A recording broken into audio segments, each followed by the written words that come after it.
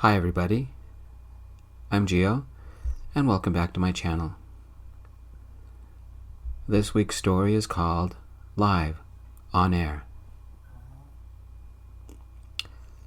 To keep things different, I switched off the main road and ran through the park. It didn't have as many stairs to jump over, but it did have some well-placed benches I could flip over or use for handstands. It also had a playground that, if no one was using, made a great workout tool. I'm Kyle, and I'm heading to my morning classes. It's only a 2-mile jog from my apartment, and I could drive. But parking by the college is a nightmare, and the buses are too slow. I'm wearing my usual jogging attire, shirtless, black jogging shorts, ankle socks, and one worn pair of sneakers. I go through a pair every 2 months. Everybody thinks I'm crazy, but jogging is often faster than driving. Except I'm not only jogging. It's called parkour. The streets are my gym. Every step becomes a stair climber machine. Every bench can be used for handstands or dips or elevated push-ups.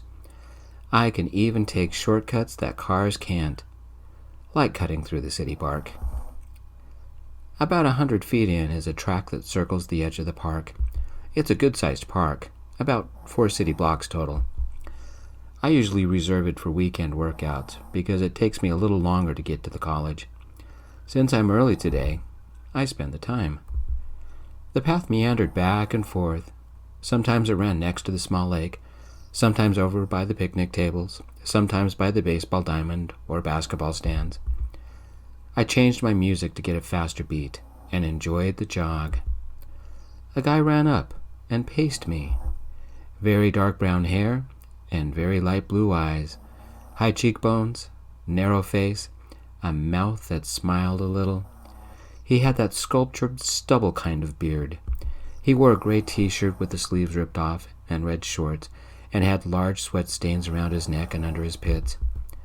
Something about him seemed familiar. I nodded. He nodded. When I ran a little faster, he ran a little faster. We matched strides and ran through the park. "Tomorrow?" he said, glancing at me and smiling. "Same time?" "Sure," I said. Once we reached the far side of the park, I jogged across the street. He went left. I slowed to my usual pace and jogged the rest of the way to the college. A quick wash-up in a restroom, extra deodorant. I changed into a t-shirt and shorts, and I'm ready for the day. After my classes, I headed to work. It was just below the campus, and then I jogged home. That was my usual Wednesday. The next day, I jogged to the park, did a few push-ups and handstands on the benches while I waited. Would he show up? He joined me, but he wasn't alone. He held the harness of a large red Irish setter. Just like yesterday, we ran through the park. He was shirtless this time, like me, but he wore blue jogging shorts. He had a slim runner's body, no fat anywhere. He did have a little bit of hair in the center of his chest and on his lower abs. When we reached the end of the park, he said, "Tomorrow?" "Sure," I said. He left smiling. Maybe I did too. Our 5-minute date. The rest of my Thursday was normal, except I kept racking my brain. Where had I seen him before? I try not to forget people I've met, especially cute guys that I'd like to date. Friday. Exact same thing. I jogged to the park, did a few handstands and pull-ups and jumping squats. Then he showed up, dressed like he was yesterday. And I wasn't sure whether he brought the dog or the dog brought him. We ran for a few minutes, then he said, "Tomorrow's Saturday, but I still work out here. Do you want to join me?" "Sure." He went his way, I went mine. I knew him from somewhere. Maybe he knew me. Saturday. I stayed in bed a little longer and then ran to the park. He stood by one of the benches on one foot, stretching out his quads. I ran up and joined him. An old hippie sat at the bench next to ours, wearing a tie-dyed shirt and playing on an old-fashioned flip phone. The morning light caught my jogging partner just right. Slim face, nicely styled hair, cultured stubble beard, a body that showed off every muscle. Where had I seen him? Maybe he was a guy from one of my classes, or somebody I used to work with. "You ready?" I said. "I am. Care to make this interesting, Kyle?" he said, a large grin on his face. "You don't remember me." He did know me. How? "I guess you know me, but I don't know you. Do I?" "I'll take that as a compliment," he said. "I'll give you a hint. We knew each other a lifetime ago. We would have graduated high school together, except my folks moved my senior year." I looked him up and down. The guy I knew back then was 200 pounds overweight, constantly snacked on fried anything, and exercise was a swear word. "Phil?" I said.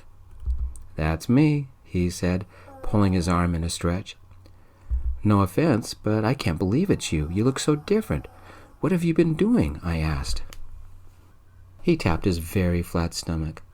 "I climbed out of my shell, joined a gym, and I'm a reporter now." "What happened?" I asked. Phil took a deep breath and knelt next to his dog. He said, "I told you my parents moved my senior year. Well, I was in a new city, and I didn't know anyone, so all I did was live online. My grades went from B's to D's. I never left the house, and I almost dropped out. My parents found me a counselor that made me realize a lot of stuff." "Like what?" I said. "It's okay for me to be gay." "You are?" I said. "You could come out and be you, but I couldn't," Phil said. "Classic case of, I should have told you years ago, but was too afraid. I'm not afraid anymore." "What else did she say?" I asked. "She made me realize that it's okay to win. Like now, I'm going to kick your butt," Phil said. "What did you have in mind?" I said. "2 laps. Winner buys pizza," Phil said. "Winner? Isn't it usually the loser?" I said. "Not this time. I'm going to win. Me and Zeus are going to take you to this place that just won Editor's Choice Award," Phil said. "What if I win?" I asked. "Then you have to take me out," he said. "Is this a date I can't say no to?" I said. "Ready?" Phil said, smiling. "Set. Go." We ran, both of us going all out. He and his dog beat me by 2 feet. I hate losing, but this time I didn't mind. Phil took me to a place around the corner. We took the pizza to go and ate it in the park. I told him about my classes. He told me about his job. He was a new reporter at the local TV station. He didn't have any big stories, only human interest pieces and interviews with local celebrities. He did a lot of work behind the scenes, writing up stories for the anchors to broadcast. We swapped phone numbers and made plans to see each other Monday for our usual 5-minute date. Monday. He called me at 4 a.m. "Something wrong?" I moaned, holding the phone between my pillow and my ear. "Morris is sick," Phil said. "The producer called me to take his place." "Morris?" I asked. "Do you mean the early morning show with Downtown Morris, the guy that travels to all the weird stores?" "It's the same. It will be my first live broadcast. We're doing a promo piece," he said. "What's a promo piece?" I asked. "We do a live broadcast on location, usually showcasing a new business or a special event at a business," he said. "I've got to run because I have to be at the station in 20 minutes. See you tomorrow?" "It's my turn to beat you," I said, then inwardly chuckled because I think I had just asked Phil out. I woke again about 6 and turned the news on. Weather, cloudy day that threatened rain. Morning traffic was heavy. Good thing I jog. "Time to check in with the limelight," the anchor said. "Morris couldn't be here today, so let me introduce a newcomer to the morning program. This is Phil. Are you going to make a good impression on your first day by bringing me some free samples?" I stopped dressing to watch. The camera faded to another scene. Various kinds of chocolate covered the counter, and a big sign covered the wall that said, "Welcome to the Limelight Sugar Express, home of gourmet chocolates." It cut to a man holding a large microphone standing behind the counter. Phil. I pulled up a chair to watch. Already packed, Phil said. He wore a pale yellow shirt and a tailored tweed blazer. This must be Phil's morning promo piece. I turned the volume up. I'm live at the grand opening of the Limelight Sugar Express, and it's opening just in time for the holiday season, Phil said. He gestured over the counter like a game show model waving over a new car. Look at the selection. The owner has said that if you don't see it, they can make it. They have everything here I can think of, and a lot I've never heard of. I've got a question for you, Phil, the anchor said. How are their rum balls? Real rum or only flavoring?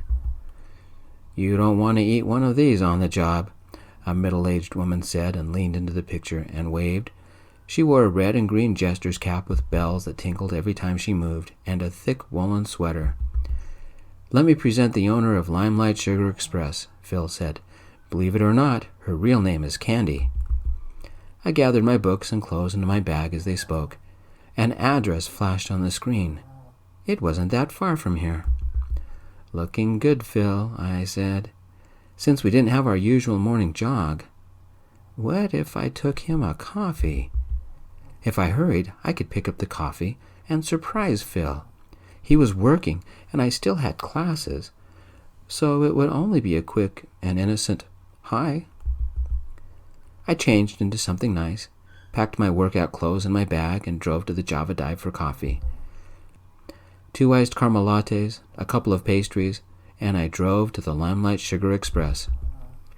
For all the attention it was getting, it was only a small store in a strip mall. A news van had parked in front, plus a couple of other cars. Somebody had lit a giant spotlight that highlighted the morning clouds. Light green signs decorated the front of the store, and it had an odd spiral pole decorated in green and yellow lights. I pulled in the parking lot right next to the news van. Taking the coffees and the pastries with me, I looked around for Phil. The television had shown him by a counter, so he must be inside. I walked past the giant spotlight and looked in the window. The store was a neon gingerbread house. Chocolate-dipped candy canes, hollow chocolate animals, chocolate balls, chocolate truffles, chocolate-dipped pretzels, chocolate-dipped Oreos, chocolate suckers, and display case after display case filled with every kind of chocolate candy I could think of. Phil and Candy were behind the counter. The cameraman pointed the camera at them, and another person sat in a chair frowning at a small monitor and making notes on a yellow pad. It was quiet enough that I could hear what they were saying. Katzenzugen? Phil said. I've never heard of such a thing. It means cat's tongue, an imported German chocolate we don't see in the States much, Candy said. It really exists, Phil said. And it's made out of cats? Don't worry, no cats were harmed, Candy said, giggling. It's called that because of the odd shape of it. But do you have any? The anchor said. Of course we have it, Candy said. I quietly pushed the door a couple of inches open so as not to disturb them. Phil saw me immediately. The Limelight Sugar Express prides itself on their amazing selection, Phil said, and broke into a smile. I smiled back and raised one of the coffees in a quick toast. If she can't find it, order it, or make it, she'll invent it. International chocolates are her specialty. I opened the door wide enough to walk in. The door hit a small wind chime. It chimed loudly. At the sound, everybody else looked back. I mouthed, "Oops, sorry." The interior of the shop was cold. No wonder Phil had worn a jacket and Candy wore a sweater. Phil's smile covered his face, then he brought it under control. Candy said, "Who are you?" "Kyle, what are you doing here?" Phil said. "Since you got up so early, I thought I'd bring you a coffee," I said. "I didn't know you were live right now." "Who is this?" the anchor said. "I'm just a friend of Phil's," I said. "Don't mind me." "Let's get back to the interview," Phil said. Candy interrupted, an eyebrow raising. Her hat jingled. "I think boyfriend would be more like it, right, Kyle? Name any type of chocolate, and let's see if I have it. What is your favorite?" I glanced at Phil. He shrugged his shoulders. What did I like? Gourmet chocolates were everywhere, international specialties from around the world, a lot I couldn't pronounce.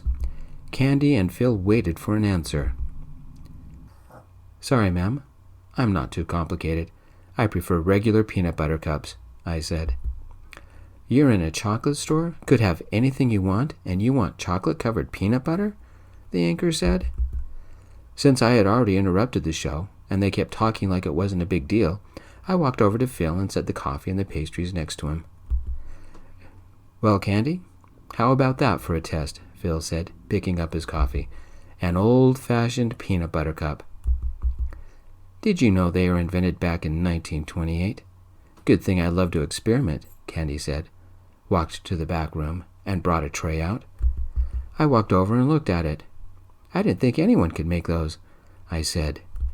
The tray held homemade chocolate peanut butter cups in silver foil wrappers. Some were in white chocolate, some in milk chocolate, and the rest in dark chocolate. A few on the side had an odd swirl on top. The trick is building them by layers and cooling each layer down before adding the next, she said. I've been trying to figure out how to mass produce them, but the cooling process slows me down. They look great, Phil said. 1 minute, the cameraman said. What are the ones with the swirls on them? I asked. My newest experiment. Chocolate on the bottom, then a layer of peanut butter, with a layer of raspberry jelly on that, and more chocolate on top, Candy said. A peanut butter and jelly cup? Phil asked. The jelly took longer to set up, but I think it's worth it, Candy said. That's amazing, I said. Tell you what, you can have one to split with your boyfriend, Candy said, if he kissed you, right now, on live TV. Phil's eyes opened wide and his jaw dropped for a second. You have 30 seconds, the cameraman said. I'd only seen Phil since Wednesday, and then only briefly. It's too soon to be boyfriends. We were only old friends. Phil shook his head slightly and gave me a smile. I shrugged. Phil left the counter and walked over to me. Well, boyfriend, anything for chocolate, right? I smiled. We had our first kiss, live, on air. Thank you for listening, everybody. We'll see you next time. Peace.